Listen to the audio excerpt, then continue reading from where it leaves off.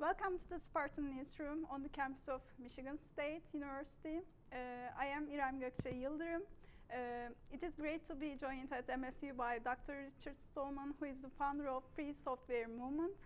Welcome again, Dr. Stallman. So I will start with the general question. Can you briefly clarify for those who didn't attend your lecture, what do you mean by free software and what you see as its current status? Like, is it growing or declining in use? First of all, free software means software that respects users' freedom and users' community. So I don't mean zero price. I don't mean gratis software. Whether you get a copy gratis or pay money to get a copy is a minor practical detail as far as I'm concerned.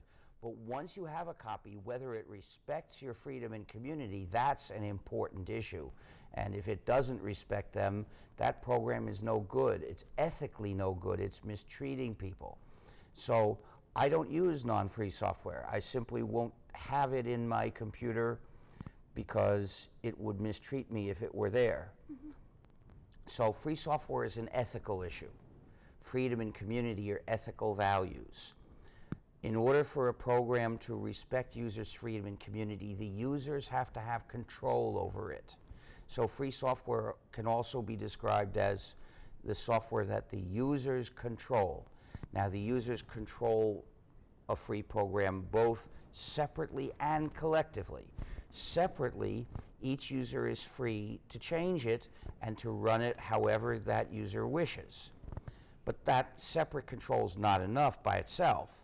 We also need collective control, which means any group of users of this program are free to work together to adjust it to what they want. And this is how non-programmer users could participate in having control over the program. If you don't know how to program, then you don't know how to study and change the program yourself. But you can be part of a group that is making changes according to what the people in this group want. And that way you as a non-programmer have some influence over what that program is going to do. And there are things that all users want. For instance, that the program should not snoop on them, that it shouldn't be designed to stop them from doing the things that they want to do, that it shouldn't have back doors, and basically that it shouldn't be malware. And you can expect that the other users of a free program will make sure it doesn't have these malicious functionalities by removing them. And they'll do this, and you will be among those who benefit, though the users that know how to program to protect themselves protect the whole community, and that benefits you. Mm-hmm. Mm-hmm. And the second part of the question was, what do you see as its current status? Like, is it growing among people, the use of free software? Is growing in certain directions. Every year we have free software to do more kinds of jobs. People still say you can't do this or that field with free software, but more and more people are doing it. At the same time, we have a problem that computers are increasingly being built to require some non-free programs, and those programs are likely to be malware.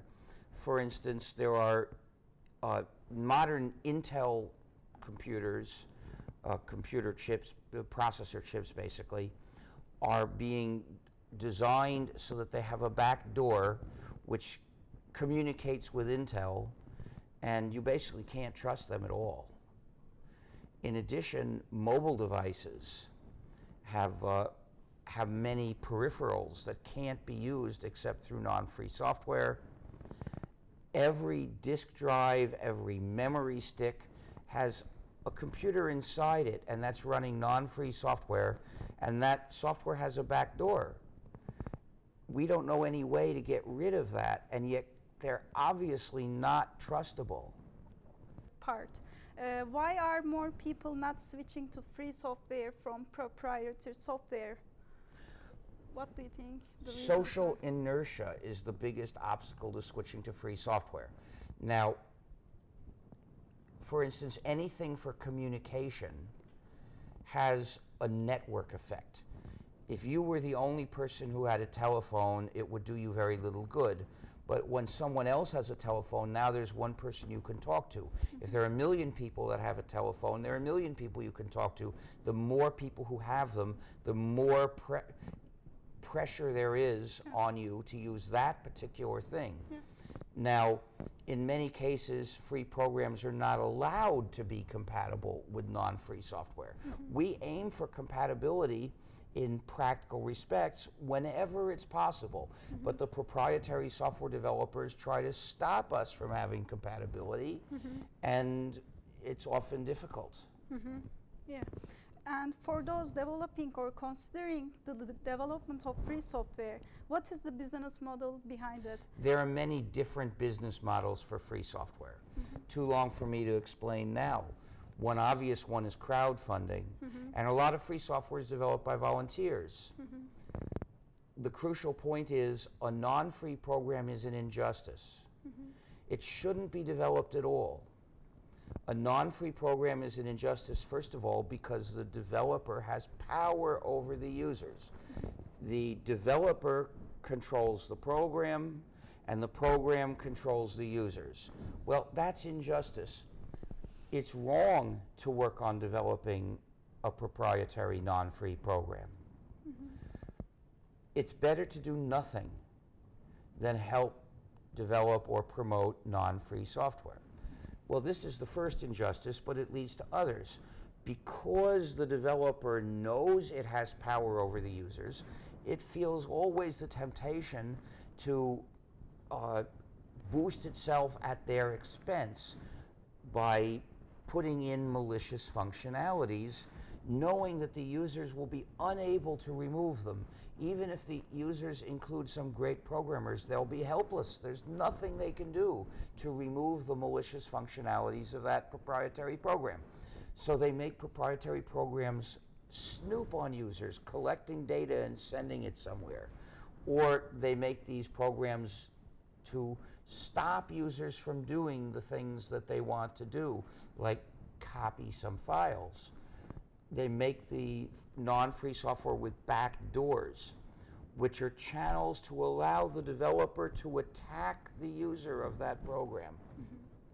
For a list, look at GNU.org/proprietary. You'll see around 300 examples of significant proprietary programs' malicious functionalities. So to use non-free software is to basically invite the developer to put its foot on your neck. That's why I refuse. I don't care what convenience a proprietary program would offer me. The price in freedom is too high. I'll do without it. Okay. So despite your talk about a free digital society, many believe we are already living in a surveillance society. We are. Yes, we are. So do you think it is too late to rescue? It's not too late. Not If enough of us demand an end to surveillance, we can win an end to surveillance. The problem is to convince people not to give up in despair. There are standard excuses that are offered to people to give up in despair. And one excuse is just a few people are using that thing. So what? So if a few people want to use Facebook or a mobile phone, why make a political fuss? Why not just let them use it the way it is? You know? And then as the number gets more, and as there are things you can't do without that, so that defending your freedom requires firmness and steadfastness, Yes. then they start inviting you to despair. They invite you to tell yourself, it's too late, we've lost the battle. So one day it's too early and it's silly to raise a political issue about a thing that some people are doing. And the next day it's too late and give up. Well, I'm sure both of those are convenient for those who want to encourage the harmful practice. Yes, you're right. So it's never too early to demand that systems be designed not to surveil people, not to collect data about people, not to know who people are. And it's never too late to demand to fix the problem once the problem has come to exist. Okay. We need laws to regulate putting cameras pointing at the street so that they can't be used to systematically identify people. Yes. We need laws to require that various systems we use permit anonymous use so that without any disadvantage, so that you're not under pressure to identify yourself to hire a car and driver to take you somewhere. If Uber and companies like it don't start permitting anonymous use without non-free software, they should be forced to shut down. Ordinary taxis allow us to use them anonymously, and we don't have to run any software at all. Well, that should be the ethical standard, and any company that offers rides and doesn't measure up to that standard should not be permitted to operate. So my question was like, what practical things could ordinary internet users do to prevent the rise of surveillance today? In fact, First of all, organize. Join organizations that fight against surveillance and call on them to take a stronger stance. I know of two organizations that organize people to campaign against surveillance, the American Civil Liberties Union and the Electronic Frontier Foundation. But both of them demand small reductions in surveillance. Neither of them is ready to demand a society that really doesn't snoop on everyone and doesn't try to track everyone. But that's what we have to demand, because we have to look beyond the things we could win in the next few years. If we only demand the things that we're likely to win in the next few years, our demands will be too small and we will never build the movement that demands to go further. Okay. So those two organizations are making some progress. They are campaigning, they do have some influence. But because they aim at things they believe they have a chance of winning in a few years, they fail to prepare the way to win bigger things in 10 or 20 years. Yes.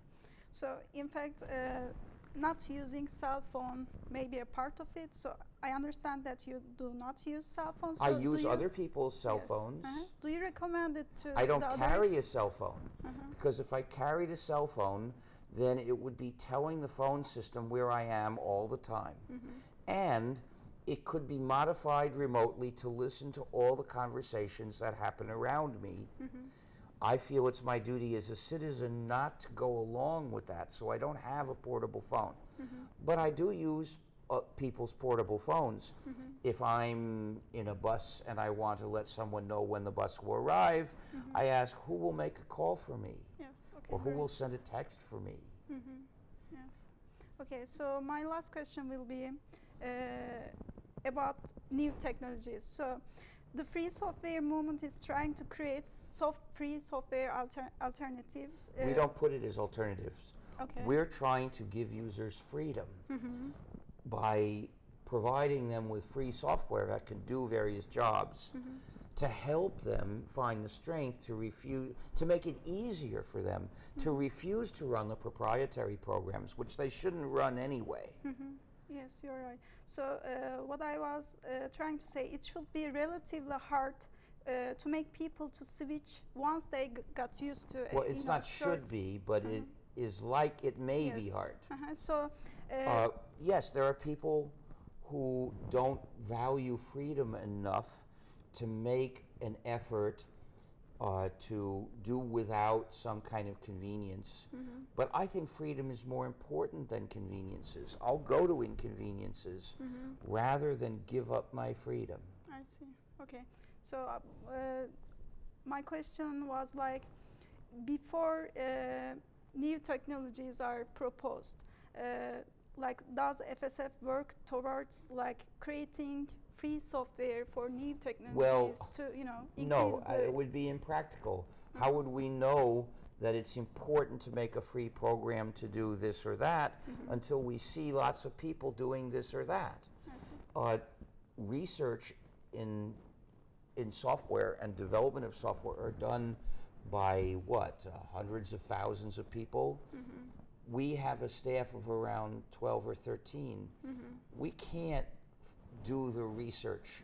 What we can do mainly is look for people as volunteers to develop free programs to do the jobs we see people want to do. Yes.